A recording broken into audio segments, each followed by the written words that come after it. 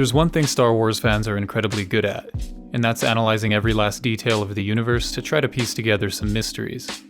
The one I want to talk about in this video is one that has plagued us since The Force Awakens. I'm talking about Supreme Leader Snoke. But I want to approach this from a different angle, because I believe Lucasfilm when they say that Snoke is a new character, so we can't figure out his exact identity yet. Instead, let's see if mythology can allow us to make some generalized guesses as to who Snoke was in the past and what he aims to accomplish in the present. This is more about what his backstory might look like and what his motives are, rather than slapping a definitive label on who he is. And, fair warning, we aren't likely to learn much about Snoke's history in The Last Jedi, at least if we believe Rian Johnson's tweet on the subject. But for the sake of fun and speculation, let us indulge in a mythological case study of the Supreme Leader and see where that takes us.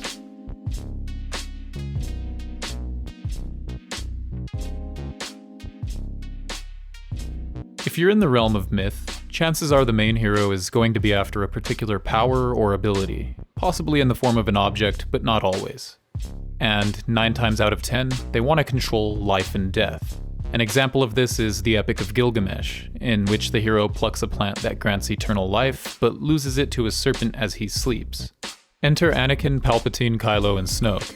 Seeing as this is one interconnected saga, it's safe to say that this foreshadowed ability, that which grants the power over life and death, is still embedded deeply within the story.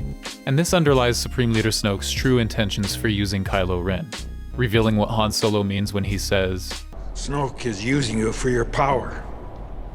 When he gets what he wants, he'll crush you."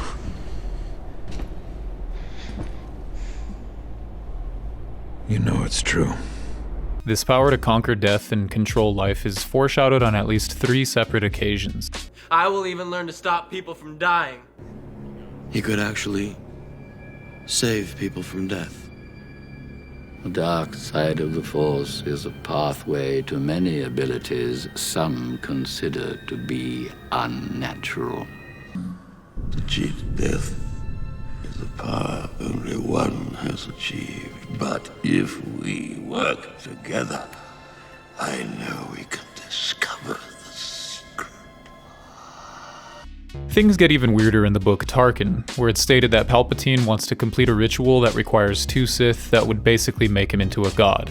Even the comics have hinted a bit at this, when Palpatine creepily tells Vader that eventually his power will be endless and they will rule as one being. So what about Snoke? Well, his visual appearance is the biggest clue we have. He's old and decrepit, which is a clear clue about what his agenda is. Remember this interesting quote from Andy Serkis? It's likely that Snoke is only alive right now via some sort of extreme usage of the dark side of the Force. What's more is that there is precedent for that in the comics as well. We see a gothic vampire girl drain the life force from others to sustain herself. I believe Mother Talzin used a similar ability as well.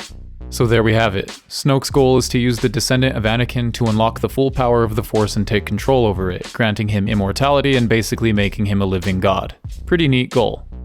Returning to mythology, we can also make some pretty cool guesses as to where Snoke comes from. Judging by his golden robes, his title of Supreme Leader, and his Praetorian guards being indicative of a sort of imperial status, it's safe to say that Snoke has quite an inflated ego. Joseph Campbell mentions time and time again this idea of a former world hero who has become a tyrant. Why? Because the hero has mistaken himself as the source, rather than a mediator between the source and everyone else. What's the source? I'm talking about the Force, of course. All this means is that, at some point, Snoke sought out the mysteries of the Force. Maybe he was a humble student or born into a priestly caste, or he was the king or emperor of some galactic empire. At some point, he became so powerful in the Force that when others listened to him, followed him, and trusted him, he mistook himself as the ultimate authority in the universe. Basically, he was a god king. This idea of a god king is an old one, but Campbell talks about how there are essentially 2 mythic views of what a god king should be. One of the earlier ones was that a god king was just another actor playing a role between heaven and earth. Think ancient Egyptian pharaohs. They viewed themselves as gods incarnate, but that didn't necessarily mean that they could do whatever they wanted. Even the gods were subject to the laws of the cosmos.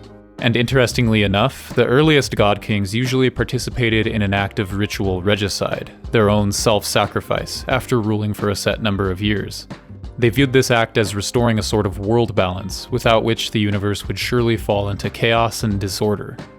But later in history, God Kings became more egoistic, and rather than simply being vehicles of the incarnate God, fleshy carriers of that luminous being, so to speak, they instead styled themselves as the God themselves, who could do whatever the hell they wanted. If the Force is intended for everyone, since all life creates it, that makes Snoke what Campbell calls a tyrant ogre, someone that acts as a dam on that source, preventing its natural flow into the cosmos and the people's connection with it. In a story that can manifest in a lot of ways, but generally there is this mythic idea that death and life are two sides of a coin, which means that if you want more life, you need more death. Viewed from this lens, it becomes exceedingly obvious why the superweapons keep getting larger. Death and conflict feeds these Darksiders, which is a theme supported by the Mortis arc of the Clone Wars. Their conflict is feeding you, isn't it? The reality of death has been one of the strongest mythological forces in human thought, since it is something that we all must face someday. In primitive mythology, Campbell describes the great Chief Death, who is on one side beautiful, but on the other rotten and decaying. Snoke's early concept art echoes this idea, with the artist saying that long ago they imagined him a beautiful creature, whose decay was accelerated by his usage of the dark side of the Force. Campbell also brings up the psychologist Carl Jung's opinions on the role death plays within our psyche. Jung makes the argument that the human species wouldn't have evolved with the possibility of surviving into old age, what he calls the afternoon of life, if there was no use for it.